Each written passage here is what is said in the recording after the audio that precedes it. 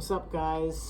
I'm Stacy. Some of you already subscribed, so you don't need to know into details what I do. But for you guys that are new to this video, I'm basically making this video to share my journey doing my piano grades as an adult.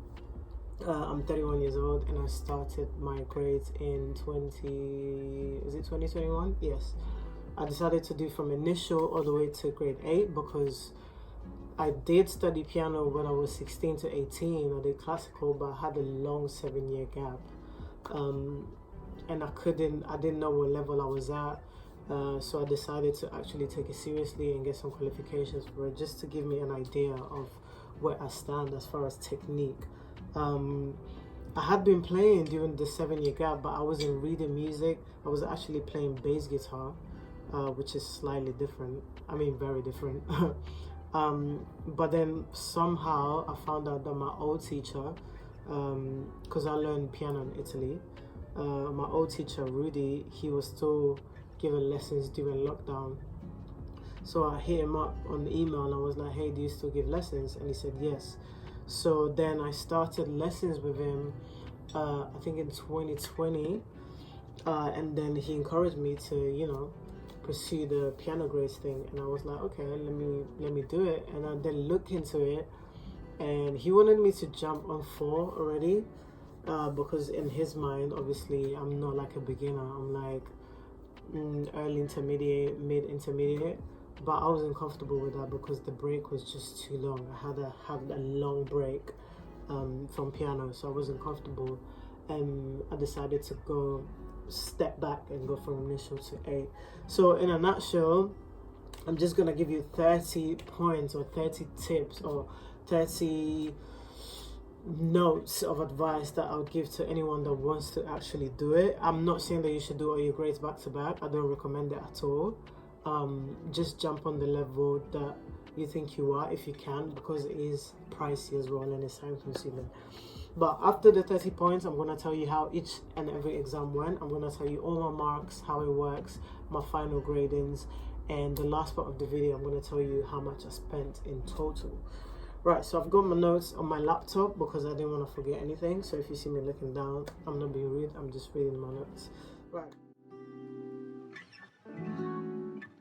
So advice number 1, anyone can do it. Like, anyone can do it. There's no age limit. If you really want to do it, just be focused and do it. Point number 2, don't procrastinate. Like, if you actually want to do it, I think you should start as soon as possible. You should start now, otherwise you're going to regret it. Just invest in a keyboard. I invested in a weighted keys, 88 keys. Weighted because it's very similar to the response of an actual grand. Because if you buy a keyboard that has light response or lightweight, it's just not going to feel the same when you play on the piano. But at least with weighted keys, it's very close and very similar. So invest in it and then just start.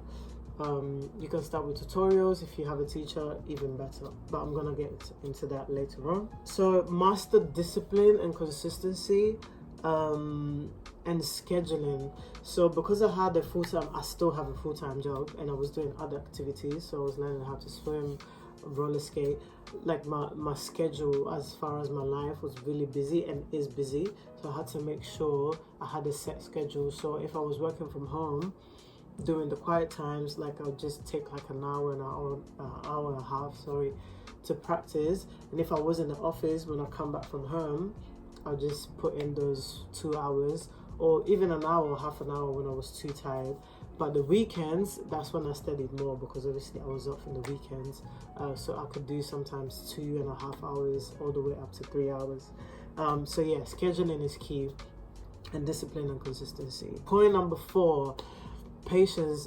It takes a lot of patience. Don't be too hard on yourself, because the progress is really slow, and I'm still having an issue with that. The progress is really slow, and it's just like when you're getting older, you don't realize, but every day you wake up and you're getting older. So the more you do it, every day you practice, you might not see the changes straight away, but the best way for me to see the changes is when I look at old pieces or easier pieces and I'm more comfortable playing them. Like, it's just easier for me to play them compared to maybe back then when I would struggle with certain piece. Now fast forward a year later, I'm playing the piece and it feels easy. That to me is progress. So yeah, patience. 5, don't compare yourselves to other pianists, especially people that have had more experience in the field than yourself, because that's going to discourage you. You're in your own lane, stay in your own lane and stay focused in your own lane. Yeah, don't do the comparison thing, because it's really going to kill your journey. 6, it can be pricey, but at the end of the day, it's an investment. I work, so I was able to afford the lessons, because we all know lessons are not cheap, and afford the exam fees, which I'm gonna obviously tell you about later on in the video. But it's definitely a good investment, especially if you're investing in a teacher. And I know it's challenging to find a good teacher, but trying a few ones and then making your final decision can really help. 7, don't be scared of challenge. If you find a piece or you're about to learn a piece that's slightly more difficult than what you're used to, or a little bit out of your comfort zone, try to push yourself to do it. Slow down the metronome, literally go over it really slow, and then slowly push up for speed. But don't run away from the challenge, because that's what's gonna make you grow as a musician. Number 8, even when you feel like not practicing, which happens so often, still try your best to practice, because that's what's part of discipline. Like, practicing is like vital. That's like, if you don't practice, you're just not gonna progress. There's no way around it. Not every day you're gonna feel like practicing, but you still have to try and practice, even if it's only 15 minutes, because I promise you, if you don't practice even for 3 days, when you go back to the piano, it almost feels like you've never played in your life. Like, it's actually crazy. You want your hands to keep remembering how it feels to play the keys and how it feels to read the notes, etc, etc. So yeah, even when you're demotivated, kick in that activation energy, go and sit by the keys and start playing. Number 9, performance anxiety. Performance anxiety will fade away with time. It takes time. You have to practice in front of people, or play pieces in front of people often. I had it for a long time with my teacher, and it took me 2 years to start playing pieces for him during lessons without shaking or feeling nervous or messing up the pieces. Because again, your body and your brain has to get used to an external presence looking at you playing, and that can take time. So if you have that, don't worry, just practice more and more, and as in front of people, other people, or ask your friends to stand by you while you're playing, or your friends, family, parents, whoever, to just watch you while you're playing. With time, you're just gonna get over it. Point number 10, breathe and take breaks. I know it's really hard, because I've struggled with that as well. When I'm playing and I'm practicing, I get so carried away and I just want to get the piece, just nail it there and there. But after a while, your brain gets tired, so you really want to take those breaks. You really want to take deep breaths while you're playing, and especially because otherwise you end up being all tensed. So definitely take your breaks and breathe. Playing a weighted digital keyboard is not the same as playing on the piano, and I had this experience where I think my initial grade, I just practiced the pieces at home on my digital, and I didn't get to the exam on time to practice on the grand. And although it went well, it almost felt like I was playing something completely different, because the touch is different, the key response is different, the loudness is different. So the pedaling is way more sensitive. If you don't press down hard enough, you can barely hear the notes in the grand, but on the digital you can barely touch it and you can hear the sound, and you can adjust the volume on the digital. On a grand you can't. So I would suggest to, once in a while when you can, just like I do with this room, just rent it out. This is like £10-11 an hour, and then just practice on the ground, just so you know how it actually feels to play on a real piano. Number 12, Body adjustment, it makes a huge difference in your wrist positioning, because you want your wrist to be nice and loose, you don't want to be tensed, and you want your back nice and straight. I still struggle with this a little bit, but I'm getting used to it after after this second year of playing with the grades and have taken lessons. I'm now kind of used to being straight, because I really have a really bad posture, as you can tell. I keep moving most times, but it comes naturally with time, and you feel automatic as soon as you sit down. And every seat is adjustable, so you want to make sure you get used to slightly different heights, without letting it affect your playing too much. 13, make sure you have enough sleep, make sure you have enough rest. I mean, that's important for everything like in life, just not for while you're practicing or playing, because you want your brain to be nice and fresh and ready to go when you're ready to play.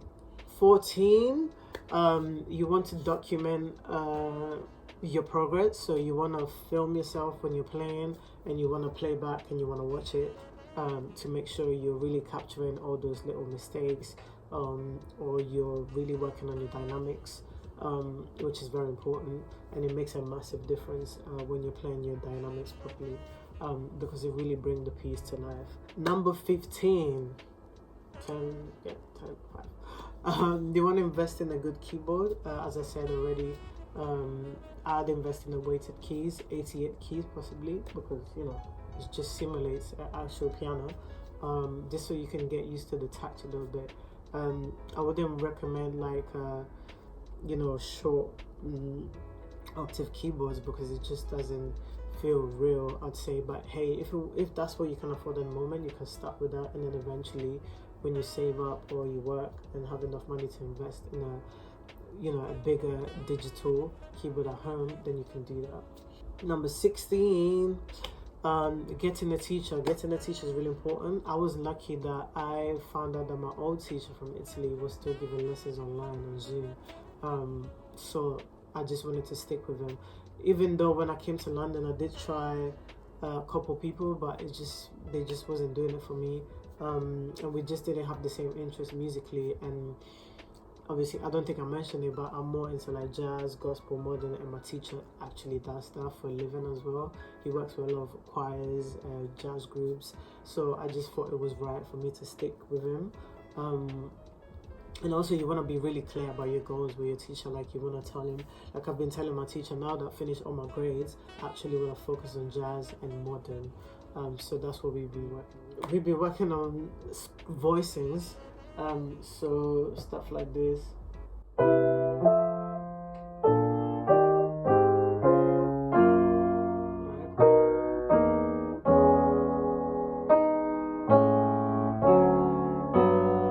Okay, so that's the kind of stuff that I'm working on right now. So yeah, get a teacher.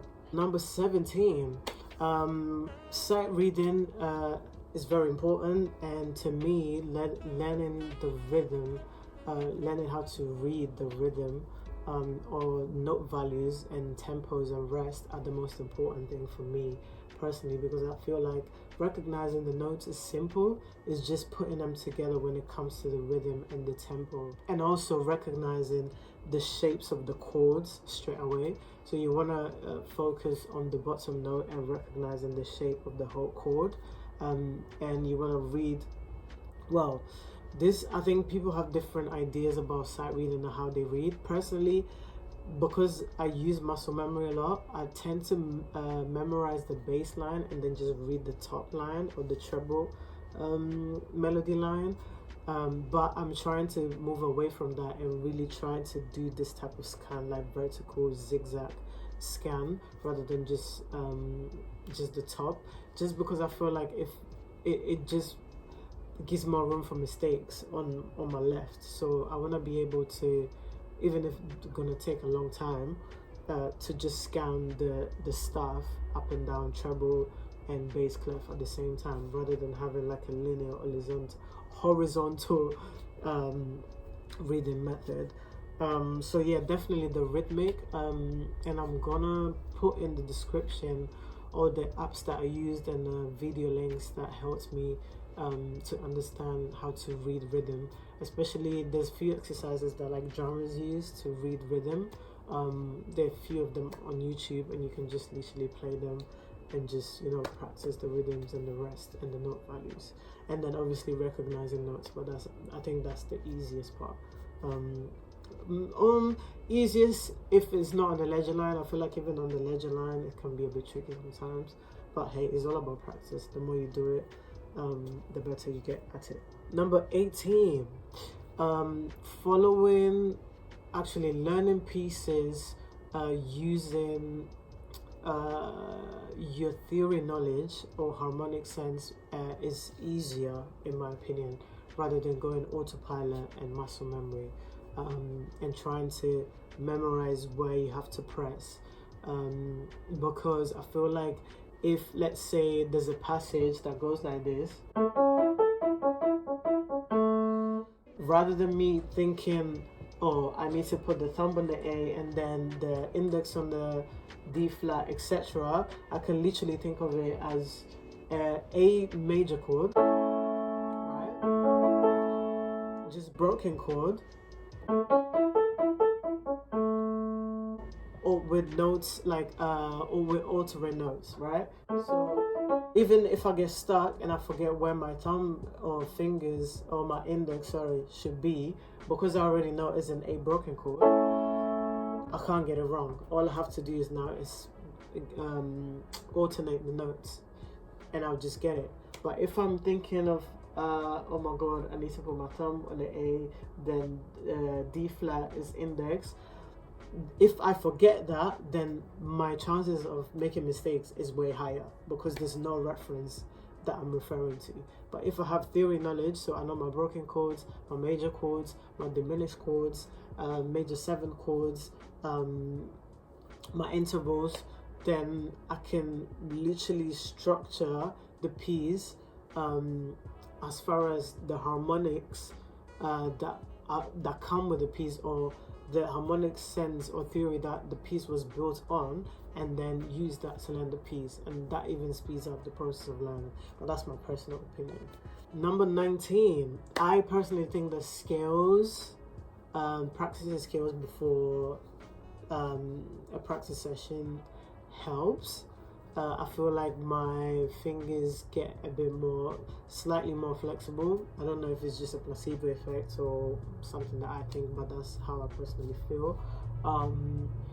So yeah, it just warms them up really quickly, and I can feel the difference when I'm doing scales before practice sessions versus when I don't. So I personally would recommend it, even if it's 10 minutes or just a few scales, or if it's the key scale of the piece you're about to learn, I think that's even more of a plus. Number 20, practicing in different keys. Don't run away from the black keys. I know they're very tricky, but the more you do it, it makes all the other keys, you know, sound and feel easier. So like a C or a D major or an E major or an F and a G, to me, or even an A, are fairly easy, because most of the keys that you're playing are the white keys.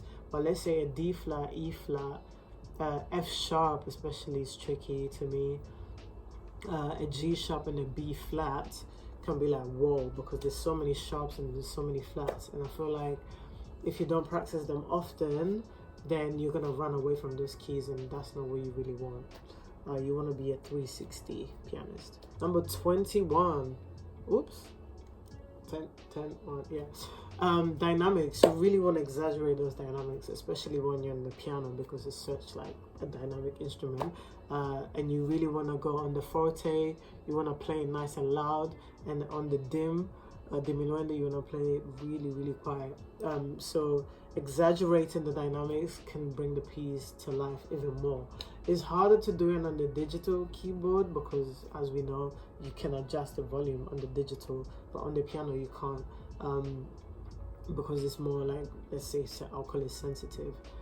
So yeah, you really want to make sure you bring out all the dynamics in the piece, just to make it more interesting and, you know, more emotional and whatnot. 22. Alongside the lessons with your teacher, if you do take lessons with your teacher, I'd recommend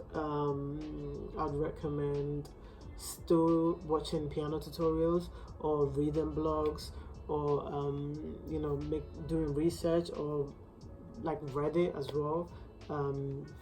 There's the R piano group that I am active in a lot. You know, ask questions, you know, people that have experience or people on your same level, and you realize you always get different tips from different resources. So I don't only follow my teacher. Sometimes I go on YouTube and search up the same topic from 3 different people, because they explain it differently, and you can always get something different from someone. So yeah. 23. Dynamics will come a time. When I started, I was playing in the most robotic way you could ever think. Like literally, you couldn't tell the difference between a robot playing and myself. But with time, the more you practice, and especially listening to other people playing the same piece, will give you an idea of, oh, actually this passage I could do a bit more louder, or maybe I can play more subtly. And you start naturally developing your own sense of dynamic and your own style when you're playing the pieces. So don't rush it, it's gonna come with time, but you do wanna play with dynamics. Otherwise, your piece is just gonna be linear, and we don't want that doing. 24. When it comes to mistakes during practice sessions, I used to, like, let's say I did a mistake at bar 16, I'll go all the way to the top to bar 1 and play it again and repeat the same mistake at bar 16. I wouldn't recommend it. Now I just know, I mean, my teacher used to tell me, but I'd still go back to 1. And now I just stay in bar 16, really polish that mistake over and over again, and then go back to 1 and play it down to 16. And you realize sometimes that when you do that, you end up polishing 16 more than the other bars that you're playing correctly. So clearly it works. So yeah, focus on the tricky bits and then play from the top. Number 25. Sight reading at first sight. You want to do more of those, even if it's small exercises, a few bars, a few phrases that you've never seen before. You really want to put that in front of you, maybe before every practice session, and you want to sit down and literally play on spot. During the grades, there is a section, sight reading section, which is compulsory from 6 to 8. So they give you a piece, you have 30 seconds to scan it, and then you have to play as close as possible. I'm really bad at sight reading, so, but I'll get into that later on. But yeah, practicing at first sight, pieces like small pieces at first sight, is gonna speed up the process of sight reading for you. Again, it takes a long time. It can take years to master, like 3, 4, 5 years. But the more you do it, I'm sure it just shrinks that time frame. So number 26. I've realized playing in staccato definitely pushes my brain a bit more, rather than playing things in legato. I'm talking about practicing, let's say for example you want to practice scales or arpeggios or even chords chromatically. I'd always suggest you play staccato, because when you play legato, it just feels like your fingers are a bit lazy and they're relying on the keys, like they're resting on the keys. But staccato, you really have to like focus to see where your fingers are going and are placed. So therefore recommend scales, arpeggios and chord practicing in staccato. Not all the times, but I think it's more effective in my opinion. 27. Yeah. Master the left hand as much as the right hand, because I feel like and I'm guilty of this, I feel like sometimes it's easier to neglect the left hand, because, you know, for obvious reasons, like most of the times the melody is always on the right, so you're always trying to practice the right. But you do find when you have to do thrills on your left now, then you're suddenly stuck. So yeah, you don't want to neglect this bad boy here. Number 28. Learn pieces that are on your level. You don't want to learn a piece that's way above your level, and you don't want to learn a piece that's too like way below your level, because that's demotivating, and both ways is demotivating. So you want to find like a piece that, you know, touches both sides, a good balance, because otherwise you're probably gonna give up. So yeah, play pieces that are on your level. 29. You want the metronome to be your best friend. My metronome is my best friend. I have my metronome on my phone as an app. So every time I start practicing, I put the notes and I say, I don't know, invention number 5, BPM 80, Sinfonia 2, BPM 60, and then I focus on those on that speed, and then the next practice session I just pull it up by, let's say, 5 BPM or 10 BPM. In that way the progress is more structured and you're not just practicing anyhow. So definitely the metronome is absolutely your best friend. Yeah. And then the final 30, you want to take some breaks away from that piano, baby, because you don't want it to feel like a job. You don't want it to feel like you're forced to do it. So when you feel like it's becoming a bit mechanical or too monotone, you might want to take a bit of a break, maybe a week break or something. Maybe still do your practice, like your scale practice or light practice, but don't full on do pieces, because you know you might get tired of it, and you don't want to get tired of piano. Trust me, you don't want to get tired of piano.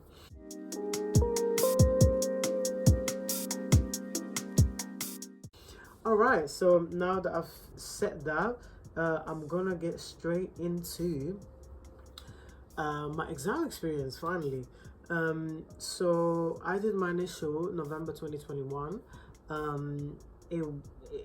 It was fine. I think that was my very first one, so I was very nervous.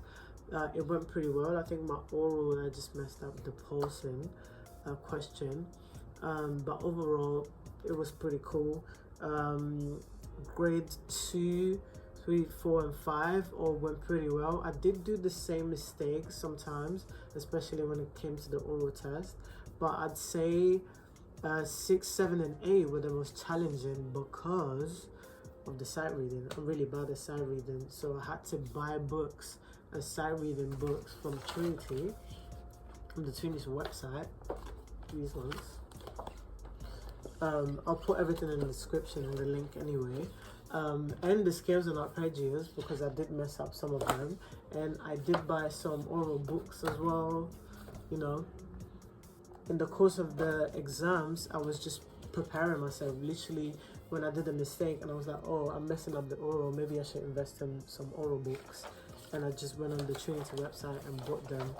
I also made my own sheet for like all the keys, for my sight reading, so I could recognize the keys.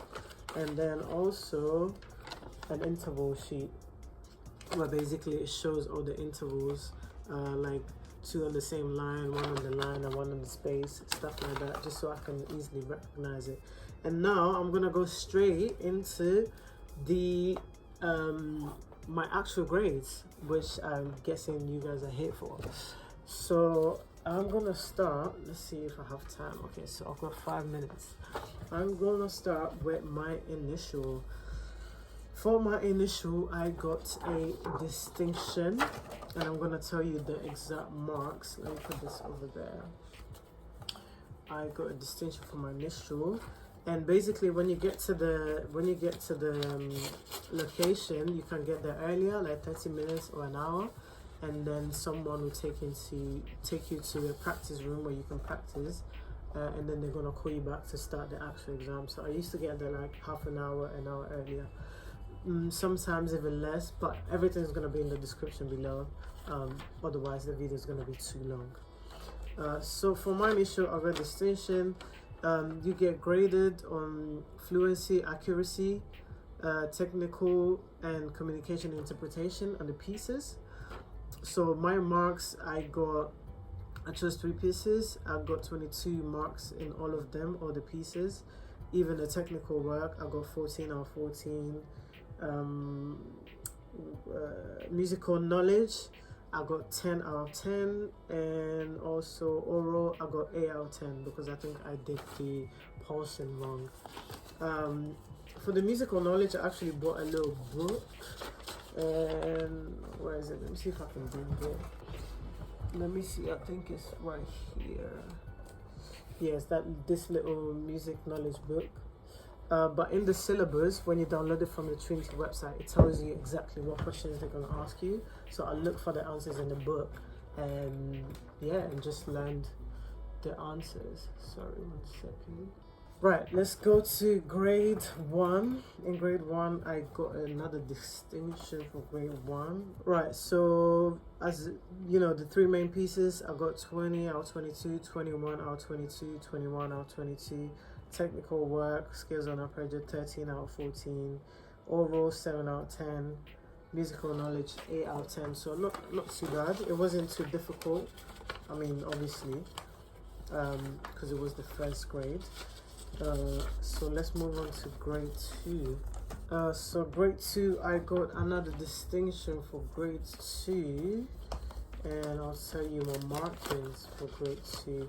I'm gonna put all of this in the comment section actually, so you can, you know, take notes. 3 pieces, I got 20 out of 22, 20 out of 22, 21 out of 22, 11 out of 14 for technical work, the musical knowledge 10 out of 10, and oral 10 out of 10 for grade 2. Grade 3, I got a merit this time, and I got a merit because, let's see why I got a merit. Right, so on the main pieces, I got 18 out of 22, 20 out of 22, 17 out of 22. That's kind of low. Technical work, I got 11 out of 14. Musical knowledge, 7 out of 10. And oral, 9 out of 10. So I missed the distinction by, I got 82 out of 100. So I missed the distinction by 5 points, which I was very annoyed about. But that helps me to go home and correct what I needed to correct. Oh, we're on grade 4, my bad. So on grade 4, I got a distinction on grade 4. So I went from merit to distinction on grade 4, and I'll tell you my marking now. So the 3 pieces, 21, 22, 20 out of 22, 22 out of 22, technical work 13 out of 14, musical knowledge 8 out of 10, and oral 10 out of 10. So I got 94 out of 100 mark, which is not too bad. Grade 5, I got a merit, so I went back down again. Let's see. Oops. So the pieces, 19 out of 22, which is low. 18 out of 22, low. And then settle down. 16 out of 22. This was my lowest marking on a piece. Then technical work, 12 out of 14. Oral, 8 out of 10. And then musical knowledge, 10 out of 10. So I got 83 out of 100, and I missed the distinction by 4, 5, 6, 7 by 4 points or 4 marks, which is very annoying. I was very annoyed about my merits, guys, because they were so close to distinctions, but at least they gave me an idea of what I had to work on, basically. On grade 6, that's when things started to go downhill, because on my grade 6, I got a pass for the first time, and for some reason, they didn't put the pass on the certificate. They just left it empty, and I don't understand why. Maybe it's just, I don't know, they don't want the student to feel embarrassed or something, but I don't think that's an issue. And I'll tell you why. Musical knowledge, 18 out of 22, 16 out of 22 on the second piece. Gallop final, that was really low. And then 18 out of 22, technical work, 11 out of 14, sight reading, 4 out of 10. Terrible. And then oral, 6 out of 10, that was really low. And the distinction, I got a merit, sorry, my bad, 73 out of 100. I got the merit just by 2 extra points. Imagine, because the merit is from 75 and the distinction is 87. So this was really bad. This was my lowest, guys. This was yuck. But yeah, that was my grade 4. That was my mark for grade 6. Then grade 7, I got another pass, guys, for grade 7. Yucky. I got 18 out of 22, 16 out of 22 for the second piece. That's low. And I got 15 out of 22 for the third piece. Lowest I've ever got. Was it the previous one that was the lowest? I don't remember, but low. Technical work, 11 out of 14. Sight reading, 4 out of 10. Yuck. Improvisation, 6 out of 10. Improvisation was the first time I actually did improvisation, so it went terribly. And I got 70 out of 100. So I would have gotten a merit if I got 5 more points, which I didn't. But yeah, and then the final one, my grade 8, oops, certificate's flying. I got a distinction for my grade 8, I don't know if you can see it, which was my best, and I was so shocked and surprised because I was so nervous. I left the exam room with a headache. It was crazy, but because I don't have much time, how much time do I have? Okay. So the main 3 pieces, I got 19 out of 22, 22 out of 22, 20 out of 22 for the pieces. Technical work, 12 out of 14. Sight reading, 6 out of 10. So slightly better than my other ones. So there was progress because I did practice after grade 6, like every single day. And then finally the improvisation, because I did practice all my degrees diatonically as far as chords and thought of it as progressions rather than reading the sheets to improvise on. I got 8 out of 10. So I hit exactly 87 out of 100, which is the mark to get a distinction, because everything that is 87 above is a distinction. So I literally hit that target, and I was so shocked to actually go. I wasn't really shocked, but I think the sight reading, I thought the sight reading was really gonna take my grades down, my marking down, but I did a well enough job for it to save me. But the pieces, I did really well. I think that was my best. And I told you guys, like, I rented the piano room. The exam was on the Sunday. I rented the piano room Thursday, Friday, Saturday. Practice for an hour all those days. Got to the exam room an hour earlier and kept practicing on the pianos before I went into the exam room. But anyway, thanks for sticking out. I don't know if you stuck out to the end, but this was my experience. You might ask yourself, what's next for me? Now I'm just gonna focus on modern music and jazz. As far as this channel, sometimes I'm gonna be making tutorials, but pretty much I'm still gonna use it as a way to monitor my journey. Record and upload slow practice sessions and then performance speed sessions for the program that I have with my teacher. And I'm gonna keep these lovely certificates and all my books. And yeah, so that was my experience. If you have any questions, put them in the comments and I'll try my best to answer as much as I can. So bye for now, and I hope you stick with me through this adult piano journey. So bye for now. I'm out. Peace.